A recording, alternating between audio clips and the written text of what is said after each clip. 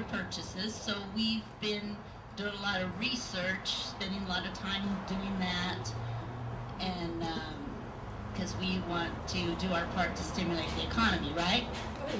That's what we're supposed to do with that income tax refund. So I've been doing that, and I've been sick a lot. I had bronchitis, and I've been kind of generally miserable. And I've been studying for a certification test for work. And so life has been kind of, I don't know, I've been kind of preoccupied with life. I haven't been reading my Bible or praying. And I put myself in a very vulnerable position. Because if I wasn't happy in my marriage, if I wasn't financially okay, if I wasn't satisfied in my friendships, well then, what might I be subject to? Maybe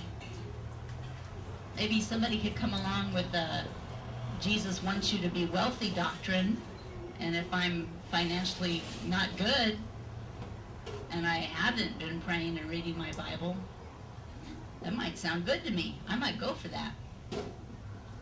You know, things happen in your life, and if you're not prayed up and haven't been reading, you're not keeping a good, solid connection to God, you put yourself in a vulnerable position. But right now, I'm just kind of floating because, you know, life's had me busy doing other things, but things are good in my life. But something bad could happen. What if Lauren and I have troubles? I work with a lot of very nice men. Things could happen.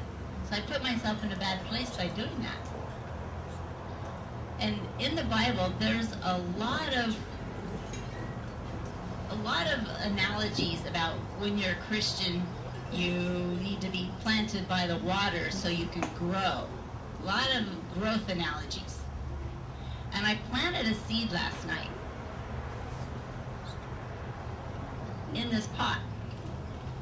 And I need to water it and make sure it's the right amount of water. I have to be careful. When it starts to sprout, I have to make sure that I put it in the sun, and it has to have sun every day. And I need to grow this thing very carefully. And the Bible talks about how Christians have to, you know, be watered and grow, right? And you have to got to grow yourself. You can't count on your pastor to grow you. You know, but you gotta water yourself. You gotta read the Word. You gotta pray. But I thought, you know what? I've been a Christian for 35 years.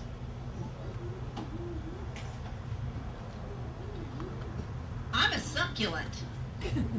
I'm not a new plant. I'm a succulent. I've got a lot of God's Word hidden in my heart. And I know I'm saved. I know that God's looking out for me, and when life comes at me and I am so busy that I get caught up in some other project and then I don't read the Word that day, I'm okay. You see all the water that's in this plant?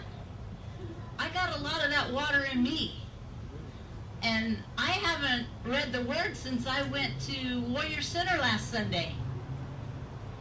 And I learned something there. Now, a very wise man said at Warrior Center that don't ever think that you can't hit bottom even though you're a Christian, because you can. And I know I can.